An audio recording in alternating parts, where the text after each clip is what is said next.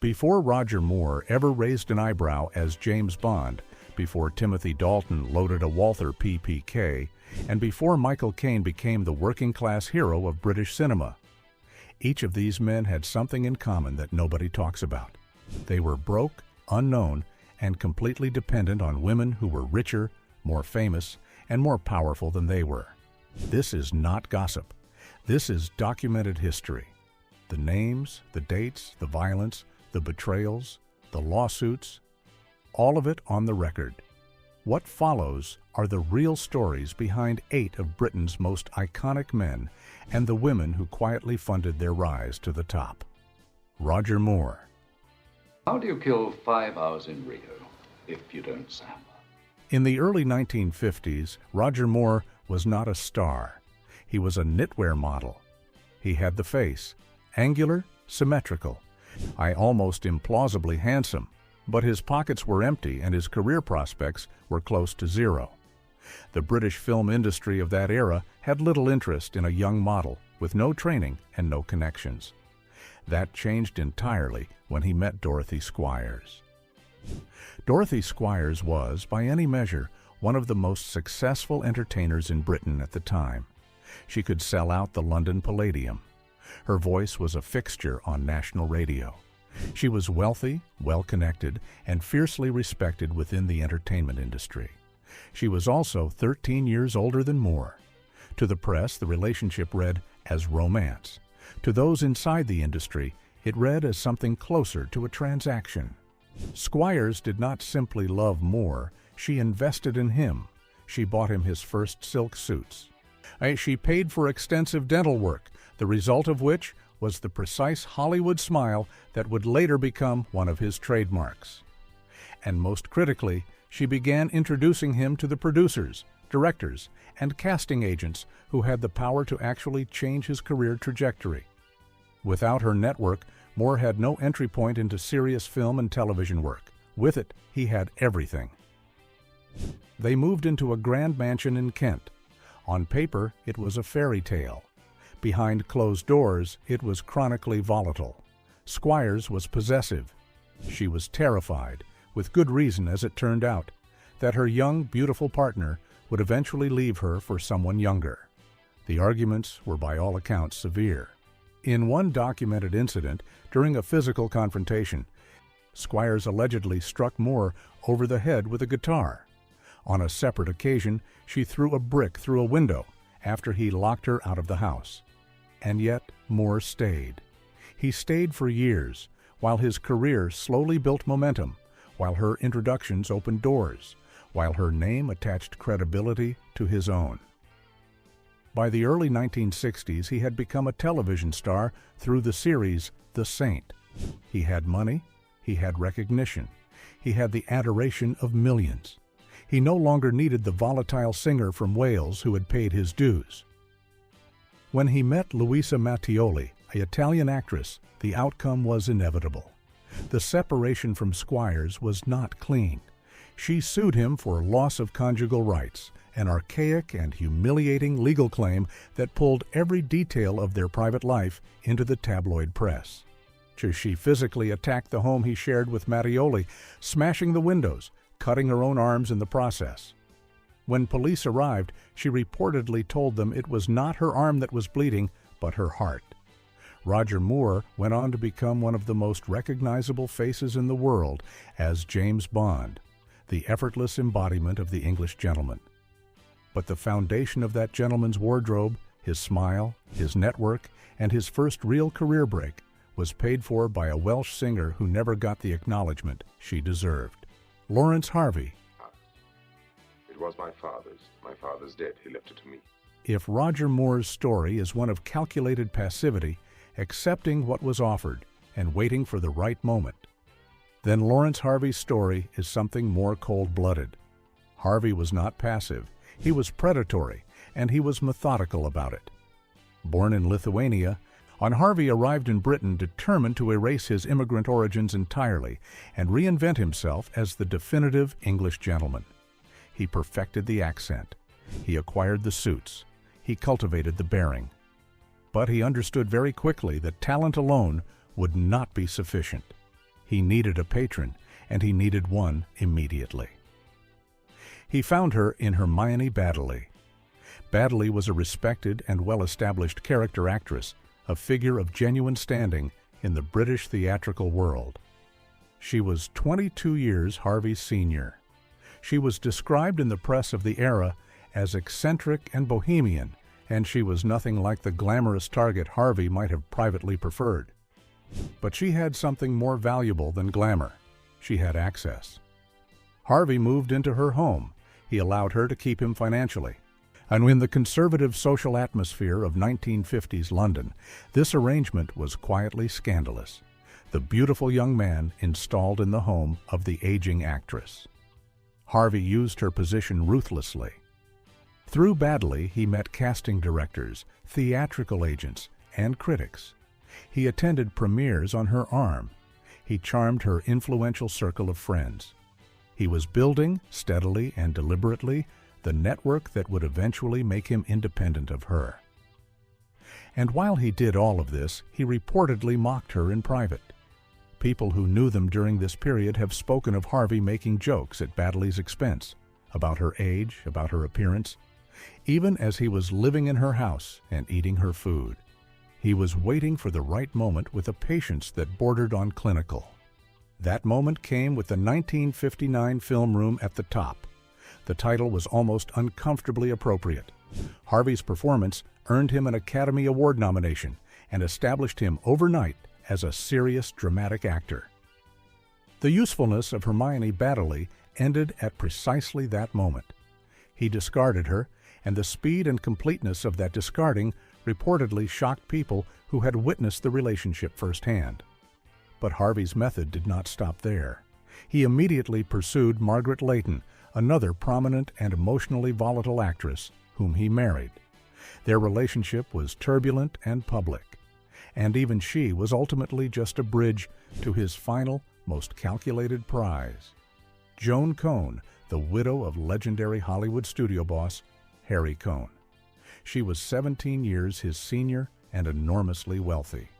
By marrying her, Harvey secured his place permanently within the upper tier of Hollywood society. Laurence Harvey died at 45 from cancer. In his short life, he demonstrated with terrible consistency that for a man with the right combination of ambition and coldness, strategic marriage is not just a social tool. It is a career plan. John Bindon. John Bindon was not manufactured by drama school. He came from the London underworld, genuinely violent, genuinely dangerous, with the scars and the broken nose to prove it. When he stumbled onto a film set, directors immediately recognized that what he offered could not be faked by any trained actor. The threat was real. The menace was authentic. He began getting cast in British crime films and gritty television productions. But his acting income could not sustain the lifestyle he wanted. What Bindon discovered and exploited with considerable skill was that his raw, working-class masculinity was precisely what a certain category of wealthy, aristocratic women in Chelsea and Kensington were craving. These were women who moved through a world of unfailing politeness and social performance. Bindon offered the opposite: danger, unpredictability, the vicarious thrill of proximity to genuine violence. And provided they paid for the privilege, he was willing to deliver it. His most significant relationship in this period was with Vicky Hodge, the daughter of a baronet and a successful model in her own right. Hodge represented the world of high society, the kind of world where Bindon would ordinarily have been escorted out by security. Instead, she installed him in her luxury flat, took him on expensive holidays, and paraded him in front of her social circle. He was her trophy. He treated her home as a personal base for drinking and chaos, and she tolerated it because the chaos was the point. It was through these connections, through Hodge and the aristocratic network she belonged to, that Bindon found himself on the private island of Mystique in the company of royalty. It was there that the most controversial chapter of his life allegedly unfolded. He was introduced to Princess Margaret, the Queen's younger sister. At that time, Margaret's marriage to Lord Snowdon was disintegrating, and she was known for enjoying the company of unconventional, entertaining men. Bindon, with his Cockney rhyming slang, his complete absence of deference, and his aura of genuine danger, apparently amused her. Witnesses from that period have spoken, carefully, and of a closeness between Bindon and the princess that went beyond ordinary social interaction. The palace has never confirmed the nature of their relationship, and nothing has ever been proven. What is documented is that Bindon, for a brief window, was moving in royal circles, enjoying the finest food, the finest wine, and the most exclusive company available in Britain. All because he knew exactly how to make a powerful, lonely woman feel something she could not get from anyone else in her social world. The end was violent and definitive. In 1978, Bindon was involved in a stabbing outside a pub in Fulham. He was tried for murder and acquitted, but the scandal was terminal for his social standing. The aristocracy withdrew. Hodge eventually moved on.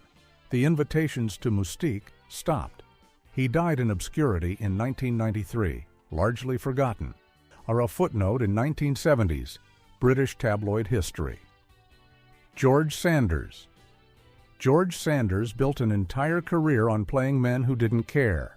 Suave, detached, imperiously bored, his work in films like All About Eve was essentially an extension of a persona he had cultivated so completely that it became indistinguishable from his real personality. But underneath the magnificent indifference was a man who was deeply afraid of being left without resources, without status, and without someone to take care of him. Sanders had always navigated his life through his connections with wealthy, glamorous women. His most famous entanglement was with Zsa Gabor, the Hungarian socialite who was better known for being famous than for any specific accomplishment. Their marriage was chaotic and public, full of broken crockery and sharp words, and it kept Sanders in the headlines long after his best film roles had dried up. He became, effectively, Zsa's glamorous accessory, a role he performed with the detachment of a man who had long since stopped caring what anyone thought of him. But by 1970, Sanders was in serious decline. He was unwell, he was depressed, he was reportedly beginning to show the early signs of dementia. The boredom he had always worn as an affectation was becoming something more frightening, a genuine emptiness that no amount of elegance could fill. In that state, he married Magda Gabor, Zsa's older sister. The gossip columnists of the era barely knew how to process it. The marriage lasted 32 days. It was widely understood to be a desperate attempt by Sanders to secure shelter within a wealthy family that already knew him, a transaction of comfort rather than anything resembling romantic feeling. Its failure was complete and very public. The man who had spent his career embodying cool, controlled sophistication was now the punchline of a joke about being passed between sisters like an unwanted piece of furniture. In April 1972, Sanders checked into a hotel outside Barcelona. He was 65 years old. He left a note explaining that he was leaving because he was bored and that he felt he had lived long enough. He died by suicide. The note has been quoted and analyzed endlessly in the decades since. What it actually describes is a man who had spent a lifetime using charm, women, and calculated relationships to maintain a lifestyle, and who, when none of those resources remained, found that he had nothing else. Oliver Tobias. The late 1970s in Britain were economically grim. Strikes, power cuts, inflation. But in the cinema, the temperature was climbing, largely because of one film and one man. Oliver Tobias was Swiss-born, relatively unknown, and possessed of the kind of physical presence that casting directors describe as impossible to manufacture. When Joan Collins selected him to co-star in The Stud in 1978, she was not choosing an established actor. She was choosing raw material. The Stud was based on Jackie Collins's novel, Joan's Sister.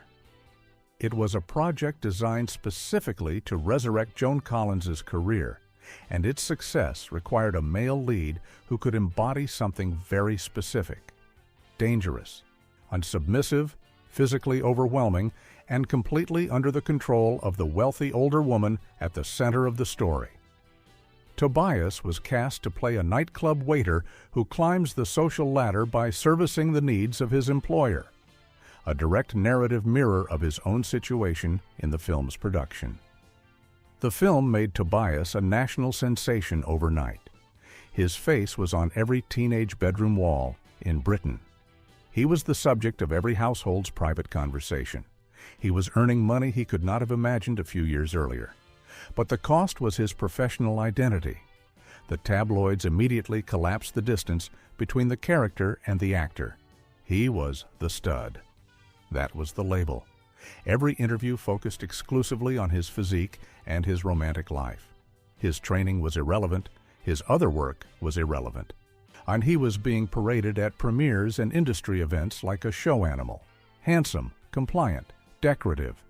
He later said publicly that he felt like a piece of meat. It was not a metaphor. It was an accurate description of how the industry was using him. The dynamic within the Collins dynasty was fascinating in its power imbalance. Joan controlled the narrative entirely.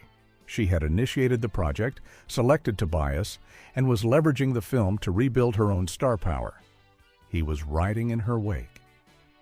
When the wake dissipated, as it inevitably did, Tobias found himself permanently categorized. Not as an actor, but as a sex symbol from a particular moment in British cinema, which is one of the most effective career limitations imaginable. Ian McShane. In the mid-1970s, Sylvia Crystal was arguably the most recognized female face in European cinema. Emmanuelle had made her an international icon and an enormously bankable star. She was wealthy, world-famous, and by multiple accounts, deeply vulnerable to exploitation by people who recognized what proximity to her could do for their own careers. Ian McShane met Crystal on the set of The Fifth Musketeer in 1976. He was a working British television actor trying to break into international film, talented, but operating in a tier well below hers in terms of global recognition. The relationship that followed was immediately beneficial to him in one specific and quantifiable way. Being with Sylvia Crystal meant being seen. McShane and Crystal became one of the most photographed couples in Europe. They swept through the finest hotels in Paris and Los Angeles. They were written about constantly. For a television actor from Blackburn, this level of visibility was transformative. Producers who would not have looked twice at a television actor from Blackburn were now aware of Ian McShane. But the relationship was also, by multiple accounts from people close to Crystal, destructive. The lifestyle they lived together was sustained by what their circle described carefully as chemical assistance. Friends of Crystal have said publicly that McShane was too consuming, that he absorbed her energy and her light to amplify his own. There are documented reports of violent arguments in hotel rooms, of jealousy that was extreme and destabilizing. They stayed together for 5 years. When the relationship ended, the outcomes for each of them were radically different. Crystal's career had been badly damaged by the years of personal chaos, and she struggled to escape typecasting. McShane moved to America and systematically rebuilt his career, eventually becoming one of the most respected character actors of his generation. Their time together is, in retrospect, one of the cleaner examples in this entire history of one partner surviving the wreckage and one partner being consumed by it. David Hemings. David Hemings arrived at 1970 as a legend already under construction. His work in Michelangelo Antonioni's blow-up in 1966 had made him the defining face of the swinging 60s, blonde, arrogant, cool, unmistakably of his moment. But moments end. The 1970s were a different kind of decade, and Hemings was struggling with the transition in ways that were becoming visible to everyone around him. He needed stability. He was, by his own later admission, and by the accounts of people who knew him, a man of enormous talent and enormous chaos, and the chaos was beginning to win. He found his anchor in Gail Honeycutt, an American actress of considerable poise and, crucially, considerable wealth and social standing. She was the calm to his storm. They married and moved into a Georgian mansion, a sprawling, beautiful property that became the headquarters for the most extravagant social gatherings of the decade. Insiders understood that it was Honeycutt's presence and resources that kept the creditors and the demons at bay. For nearly 7 years, Hemings lived this life. The country gentleman, the tweeds, the fast cars, the lord of the manor, It was a performance of domesticity funded in significant part by her stability and her standing. But the old habits were not gone. They were waiting.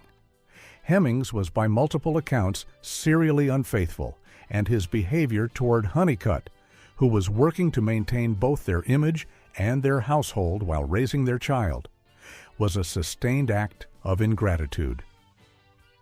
The marriage collapsed in 1975. Without her as an anchor, Hemings drifted. The golden boy of the 1960s began to look like a relic of a decade that was already over. He continued to work. He became a respected director in the 1980s and 1990s.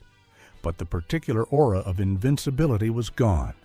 He had used her grace for as long as it was available to him, and when it was gone, he had no replacement for it. Michael Caine. Including Michael Caine on this list requires a particular kind of precision, because Caine's story is not one of malice or predation. It is a story of ruthless, singular focus. A working-class man from South London who understood exactly what was required to escape the world he had been born into, and who pursued that escape with a discipline that left some significant damage in its wake. Before he was Alfie, before he was anything, Maurice Micklewhite, the name he was born with, was broke, ambitious, and deeply aware of how the British class system worked and where it had placed him. He knew that in the entertainment industry of 1950s and early 1960s, Britain's success was not simply a function of talent, it was a function of access, and access was a function of relationships. His first marriage, to Patricia Haynes, was a genuine relationship that became a casualty of his ambition. Haynes was an actress who was at the time more established than he was. She was working steadily in repertory theater to keep their household financially viable while Caine pursued the roles that weren't coming. It was a humiliation that he has described with unusual candor in interviews. The struggling husband, the man who could not provide, the man whose self-image was being damaged daily by his wife's quiet competence. He eventually left. He left her and their infant daughter. He has described it as the act of a young, selfish man terrified of failure. He has also said that he chose his career over his family and that the choice was deliberate. As his star began to rise, Caine turned the performance of being a bachelor into a strategic operation. He dated models, socialites, and high-profile women. He was photographed at the right restaurants with the right people. He cultivated the image of the accessible superstar, the Cockney made good who was available, charming, and impossible to dislike. Each visible relationship kept his name in the papers. Each appearance in the right room with the right woman reinforced the image he was building. The culmination of this entire journey was his pursuit of Shakira Baksh. He saw her in a television commercial. She was a former Miss Guyana, striking, elegant, and entirely outside his existing social world. He tracked her down and, by every account, pursued her with the same focused determination he had applied to his entire career. They married in 1973, and the marriage has lasted to the present day. It became, genuinely, one of the most stable and enduring relationships in the history of British show business. The outcome for Caine is different from almost everyone else on this list. He is not a cautionary tale. He is a success story. But the road to that success involved using the affection and the stability of women as fuel, burning through early relationships, leveraging visibility with others. until he finally reached the position from which he could build something that lasted. The women who did not make it to that final chapter paid a price for his journey. 8 men, 8 different paths, but the same underlying architecture repeated across 2 decades of British entertainment history. A young man with ambition, limited resources, and limited access finds a woman who has all 3 and uses proximity to her in order to build what he could not have built alone. Some were cruel about it. Laurence Harvey was calculated and cold, discarding women the moment they had served their purpose. John Bindon offered genuine danger as a commodity and collected the bill at the end of each evening. George Sanders used charm as a survival mechanism until the charm ran out and there was nothing underneath it. Others were less deliberately exploitative. Michael Caine was honest in retrospect about what he had done and what it cost the people around him. Timothy Dalton appears to have been a genuine partner who simply happened to be the less famous member of the pair. David Hemings genuinely loved Gail Honeycutt, and in the limited way he was capable of loving anyone, and his failure was one of character rather than strategy. What all of them shared was an awareness, sometimes unconscious, sometimes razor-sharp, that in the entertainment industry, a powerful woman is not just a partner. She is a network, a reputation, a door that would otherwise stay closed. The men who understood that and acted on it climbed. The women who loved them and who often gave far more than they received were left to deal with the consequences alone. The tuxedo, in the end, always had a bill attached to it, and someone else usually paid.